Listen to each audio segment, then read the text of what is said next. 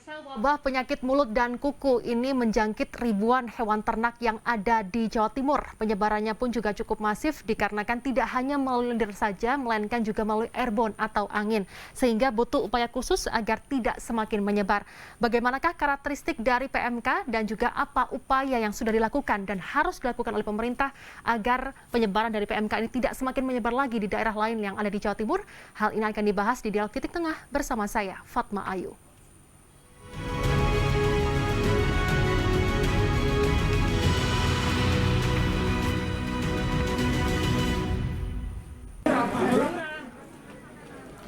Menteri Pertanian Syahrul Yassin Limpo menegaskan jajarannya bekerja serius menangani virus penyakit mulut dan kuku pada ternak sapi. Namun demikian pihaknya meminta peternak untuk tidak perlu panik karena virus PMK tidak terlalu berbahaya dengan tingkat kematian hewan yang cenderung rendah. Pernyataan ini tegas disampaikan Menteri Pertanian Syahrul Yassin Limpo saat melakukan peninjauan ke lokasi karantina ternak sapi di Desa Sembung, Kecamatan Wringin Anom, Kabupaten Gresik. Dalam kesempatan tersebut, Mentan juga sempat melihat langsung ternak sapi sebanyak 37 ekor milik peternak yang terjangkit penyakit mulut dan kuku. Rata-rata sapi yang terjangkit diketahui mulutnya mengeluarkan busa, serta kukunya terkelupas karena luka dan tidak selera makan. Menurut Mentan, virus PMK yang menjangkit hewan sapi tergolong ringan dengan tingkat kesembuhan tinggi serta tingkat kematian yang rendah. Melalui penanggulangan dengan cara pemberian obat-obatan, vitamin, serta antibiotik, tidak lama hewan sapi bisa kembali pulih.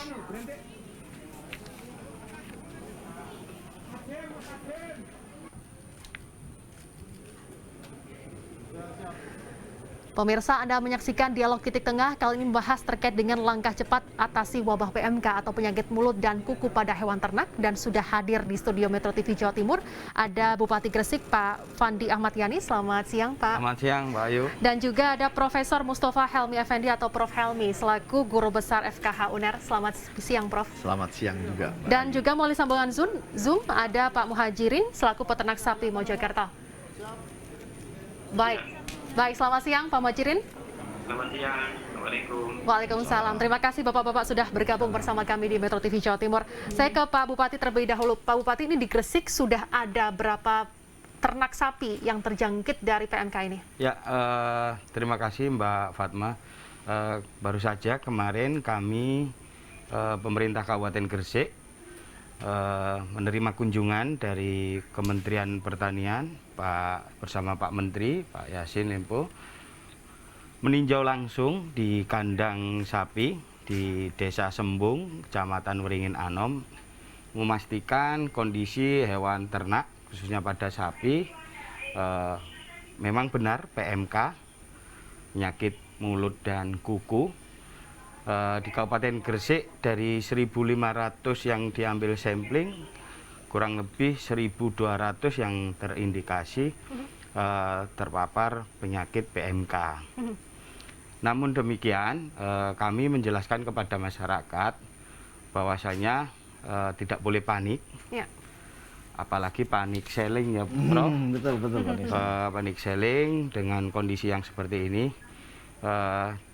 berharap tidak boleh melakukan kegiatan dalam arti tahu-tahu dijual atau dengan ada oknum-oknum yang membeli sapi harga murah, memanfaatkan keadaan ya. Kita pastikan pemerintah hadir pada kondisi yang seperti ini. Dan di Kabupaten Gresik sudah dinyatakan surat edaran Pak Menteri wabah PMK, ada 4 kabupaten, salah satunya di Kabupaten Gresik. Kami menghimbau kepada masyarakat bahwasanya PMK ini tidak menular ke manusia, tetapi pada hewan. Mungkin nanti Prof Helmi yang menjelaskan. Dan di sini pemerintah sudah melakukan beberapa pasar ternak hewan di Kabupaten Gresik untuk sementara kami tutup bersama jajaran Forkopimda, Pak Kapolres, Pak Dandim, Pak Kajari, agar mengurangi penularan hewan ternak yang ada di Kabupaten Gresik. Karena mobilitas sapi ini kan kita harus jangan sampai ini yang sakit ketemu yang masih sehat. Dan kemarin waktu peninjauan kami bersama Pak Menteri berupaya memberikan vitamin-vitamin kepada seluruh peternak di Kabupaten Gresik, karena kita melihat ada kesempatan dalam arti sapi ini bisa membaik. Oke. Bisa cepat pulih begitu ya. Maka dari itu obat-obatan dan juga vitamin ini harus cepat diberikan kepada para peternak agar memberikannya kepada para peternak, pada ternak sapi dan juga kambing dan lain sebagainya agar tidak tertular. Dan ada beberapa kesehatan. contoh sapi itu sudah disuntik 2 kali sudah mulai nafsu makannya bertambah gitu, kayak gitu Mbak Fatma. Berarti obatnya juga sudah ini ya, bisa memberikan pengobatan yang baik begitu. Artinya kondisinya bisa membaik begitu. Baik, saya ke Prof. Helmi. Prof. Helmi, ini bukan barang baru sebenarnya PMK ini atau penyakit mulut dan kuku pada hewan ternak. Terakhir di Indonesia ada wabah itu terakhir 1986 dan muncul kembali di tahun 2022 ini. Sebenarnya apa yang membedakan virus ini dengan virus yang sudah bertahun-tahun yang lalu ini muncul di Indonesia? Di virus ini sebetulnya adalah virus yang punya 7 serotype ya. Di Indonesia itu serotype O. Ada yang paling sering itu adalah O11 atau O Java 83. Itu strain-nya. Nah, permasalahannya virus tahun 1986 dengan sekarang apakah strain-nya sama atau enggak itu. Kalau strain-nya sama enak kita melakukannya. Tapi kalau strain-nya berbeda, maka strain ini kalau dijadikan vaksin tidak efektif kalau strain-nya berbeda. Makanya kita kalau mau mencegah membuat vaksin, lihat ini strain-nya strain apa dulu. Nah, tapi yang jelas serotype paling banyak serotype O untuk di Indonesia. Seberapa bahaya penyakit PMK ini menyerang hewan ternak ini, Pak? Jadi begini, kalau kita bicara tentang hewan ternak itu ada 2, ada anak sapi dan ada sapi dewasa. Pada sapi dewasa tingkat mortalitasnya itu hanya sampai 1-3% maksimal itu kematian pada sapi dewasa. Jadi sangat kecil kematiannya. Tetapi pada anak sapi itu kematiannya tinggi, yaitu 50-60%. Kenapa pada anak sapi tinggi 50-60%? Karena virus ini pada anak sapi yang kurang dari 6 bulan itu punya kemampuan namanya extra epithelial. Dan berarti dari epitelnya ini dia masuk ke ekstra, masuk ke miokardiumnya jantung. Makanya pada anak sapi yang mati, jika di otopsi atau direkropsi, jantungnya tampak belang-belang. Ini merupakan tanda khas bahwa anak sapi itu mati karena PMK. Sekitar 50-60%, berarti tinggi, tapi pada anak sapi saja. Kalau untuk orang dewasa atau untuk anak sapi, maksud kami untuk sapi dewasa, ini berapa persen kematiannya? Kematian tadi 1-3%. 1-2%, kan ini berarti tidak terlalu berbahaya. Tidak terlalu berbahaya. Tapi untuk penyebarannya, ini penyebarannya itu adalah morbidity rate-nya hampir 100%. Jadi begitu anak kandang ini sapi kena di satu kandang, maka lain hari next day istilahnya hampir semuanya kena. Karena hampir 100% morbidity-nya, penularannya. Baik, saya nanti akan juga bertanya-tanya kepada Pak Muhajirin selaku peternak sapi, tapi tunggu dulu sesuai atau selepas jeda kami akan segera kembali usai jeda.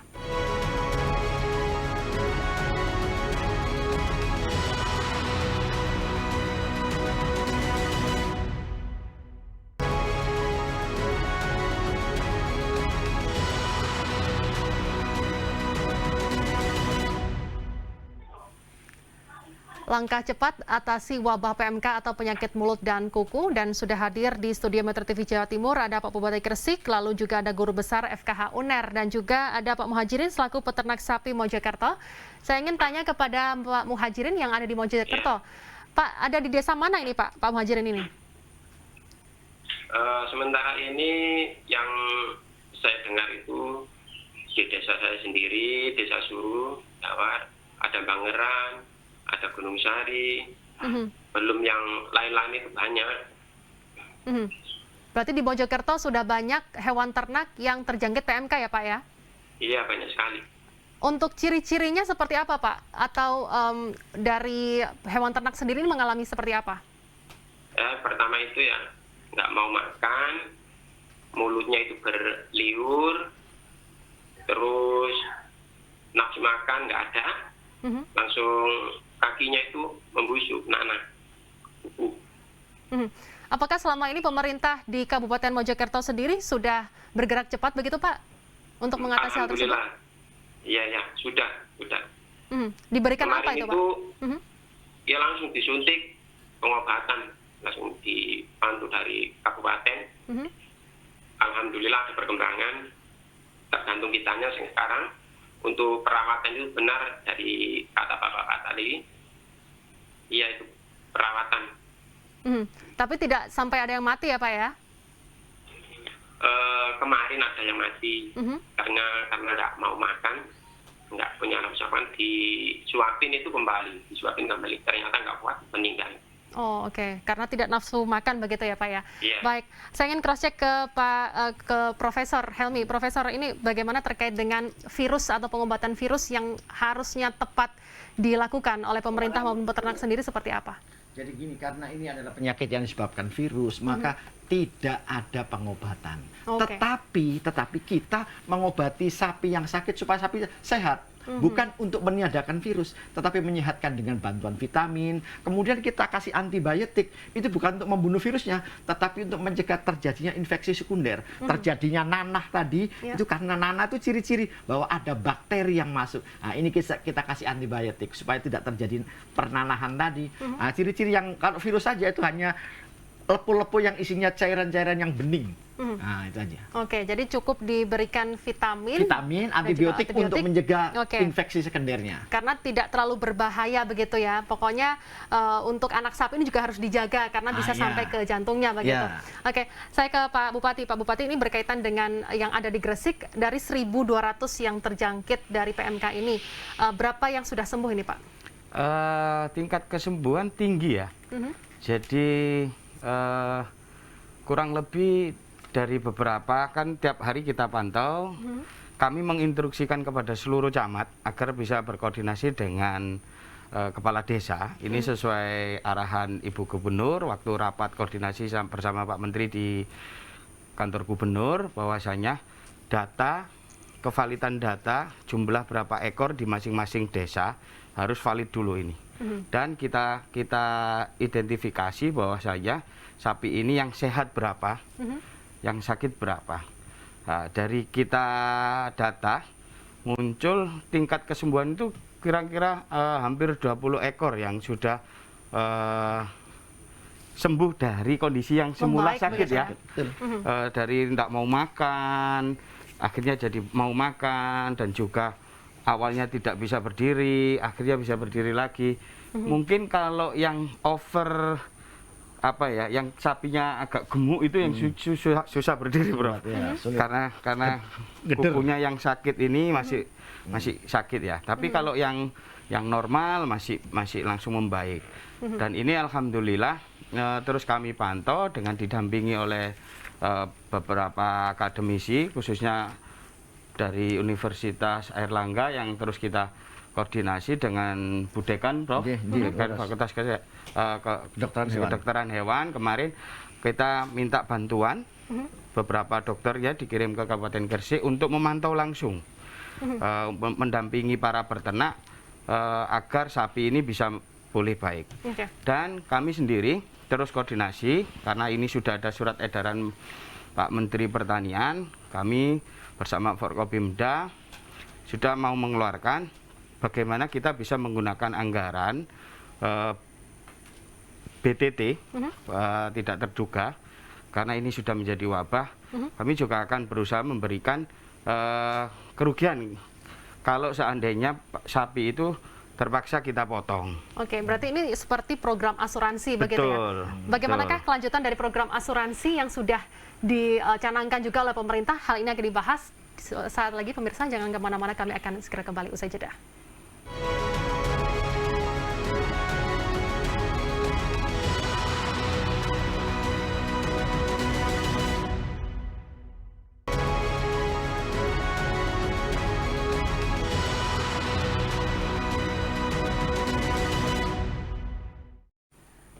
Oke, saya langsung saja ke Prof. Helmi. Prof. Helmi, sebenarnya untuk daging sapi yang terkena PMK, ini apakah berbahaya bagi manusia? Bagi manusia. Prinsipnya, daging yang terkena PMK itu aman untuk dikonsumsi. Aman untuk dikonsumsi. Aman untuk dikonsumsi. Dan tidak menular begitu kepada manusia ya? Tidak menular pada manusia. Tetapi ada perlakuannya supaya nanti mengurangi kontaminasi virus. Caranya waktu disembelih kemudian dilayukan. Gunanya apa dilayukan? Digantung itu dilayukan. Gunanya apa? Untuk menurunkan pH-nya daging. Begitu pH daging turun, maka virus ini tidak tahan. Nah, itu salah satu cara untuk mengurangi kontaminasi virus yang ada di daging tadi. Tapi kalau daging misalnya hewan sudah mati, virus ini masih ada ya? Bisa menyebar ke hewan yang lainnya? Begitu? Iya, masih ada virusnya. Virusnya masih berarti ada. harus dilayukan, harus digantung begitu ya, digantung, Prof? Ya? Dan untuk saya ke Pak Helmi, maksud saya ke Pak Muhajirin. Pak Muhajirin, ini berkaitan dengan kerugian yang dialami oleh para peternak sendiri seperti apa ini, Pak? Rugi banyak. Juta sampai 10 juta ya. Apakah pernah jual rugi seperti itu, Pak? Ya belum, tapi tetangga saya udah dijual, panik gara-garanya. Nah ini ada hubungannya nih dengan program asuransi yang dicanangkan oleh pemerintah. Ini seperti apa nih, Pak? Jadi program asuransi hewan ternak itu memang sudah ada, Mbak, dari Kementerian Pertanian ya. Ada kuota ya, Kabupaten Gresik tahun 2021 kuotanya 50 ekor. Tapi sambil berjalan terrealisasi itu lebih dari 50. 75 ekor yang dapat asuransi dari kementerian. Di tahun 2022 kita itu punya alokasi dari Kementerian Pusat itu 100 ekor. Tetapi kemarin atas koordinasi dengan Pak Menteri secara langsung, beliau menyarankan pemerintah harus hadir, Pak Bupati. Siap, kami punya BTT yang mana ketika ini sudah dianggap wabah, maka kita boleh menggunakan anggaran tersebut. Itu akan kami tentukan nilainya. Nilainya. Kalau asuransi itu ada ganti rugi senilai 10 juta. 10 juta rupiah. Ya, jadi dari kalau para peternak itu kalau mendaftarkan asuransi itu, kalau jantan, sapi jantan itu 200.000 setahun. Kalau betina 60.000. Dan itu langsung tunai atau seperti apa nih, Pak? Ya, tunai. Langsung tunai ya? Dari asuransinya ya, dari asuransinya. Dari Mojokerto sendiri apakah sudah dapat program asuransi itu, Pak? 10 juta apakah cukup, Pak Muhajirin? Belum ada ya? Apakah sudah didata dari pemerintah sendiri? Kalau didata iya, mulai ada pendataan. Nilainya 10 juta ini berarti bisa mengcover semuanya ya, Pak? Iya, semoga bisa. Semoga bisa. Pak, ini ada satu lagi nih. Karena terjangkit penyakit wabah, akhirnya ini tidak bisa menjual daging sapi atau juga sapinya ini diisolasi begitu. Saat ini apa yang dilakukan oleh pemerintah di sana, di Mojokerto sendiri untuk menghadapi hal itu? Karena sapinya susah dijual begitu. Iya, sementara ini untuk dari pihak kabupaten selalu mantau. 3 hari sekali dipantau. Disuntik, dikasih vitamin. Sementara waktu untuk mencegah penyebaran dulu ya berarti ya? Iya. Saya ke Pak Bupati. Pak Bupati, ini berkaitan dengan sapi atau hewan ternak yang sehat begitu, ingin menjual. Karena kan pasarnya tutup, bagaimana ini mereka bisa menjual sapi dan juga hewan ternaknya ini? Ya, kemarin sempat kita diskusi bersama-sama terkait penjualan hewan. Ini bukan berarti ketika ada wabah seperti ini yang bermasalah itu penjualannya, enggak. Penjualan tetap berjalan ya, sebagaimana mestinya, tetapi bisa dilakukan di kandang saja. Karena kami khawatir kalau di pasar bertemu dengan hewan-hewan yang lain. Hewan-hewan yang walaupun dalam pasar itu ada surat sehat. Ada surat keterangan sehat. Surat SK apa ya? SKH ya. Surat keterangan hewan itu sehat. Tetapi kami tidak menyarankan karena kami khawatir ketika sapi ini sehat nanti tertular dan Ya. akhirnya berimbas tidak sehat. Oke. Lah, kami sarankan tetap penjualan berada di kandang On the yang spot mana di kandang begitu Betul, ya. ya. Oke, baik. Saya ke Prof Helmi. Prof Helmi, Ya. ini berkaitan dengan vaksin. Ini seperti apa? Apakah sudah tepat divaksin untuk hewan ternaknya atau masih harus pengobatan-pengobatan yang lainnya? Jadi begini, vaksin sekarang ini itu belum ada. Oke. Karena ini adalah virus yang baru meledak. Nah, virus yang baru meledak ini kita kumpulkan dulu. Kita analisis sekuen genom. Ini sebetulnya virus dulu apa enggak atau baru. Nah, tetapi ada namanya percepatan pembuatan vaksin. Kita kumpulkan virus, kemudian kita buat virus ini lemah, attenuated vaccine, Ya. and then kemudian kita vaksin. Itu adalah yang paling cepat dan yang bisa melakukan itu Puspesma. Jadi Oke. virus, tetapi dengan syarat pakai vaksin yaitu strain lokal dari hewan yang sakit tadi. Oke. Kita tidak menganjurkan vaksin impor karena nanti beda Beda, strainnya, oke. tidak ada gunanya dilakukan Oke. vaksinasi. Terakhir, Siapa? kira-kira kapan kalau misalnya dari pengetahuan dan juga dari probabilitasnya untuk selesainya vaksin tersebut? Vaksin ini akan selesai paling cepat 1 sampai 2 bulan 1 yang sampai 2 akan bulan. dilakukan oleh Puspesma. Oke. Insya Allah selesai Oke. dengan melakukan attenuated vaccine. Jadi vaksin Oke. yang dimakan saja bisa. Saat ini upayanya adalah isolasi dan juga Virus, ya. pemberian antibiotik dan juga obat-obatan, dan masyarakat dan ya. juga Ya. peternak ini Ya. tetap tenang begitu, dan Ya. masyarakat juga ini juga tetap tenang karena hewan ini tidak menular ke Pada manusia manusia. dan dagingnya aman untuk Untuk dikonsumsi. dikonsumsi, ya. Baik, terima kasih Pak Bupati Gresik, lalu juga ada Guru Besar FKH UNER, dan sebelumnya ada peternak sapi dari Mojokerto. Terima kasih Bapak-bapak. Pemirsa, Ya, saya Fatma Ayu terima kasih. pamit undur diri. Terima kasih atas kebersamaan Anda. Sampai jumpa, sehat selalu. Terima kasih Pak. Terima kasih.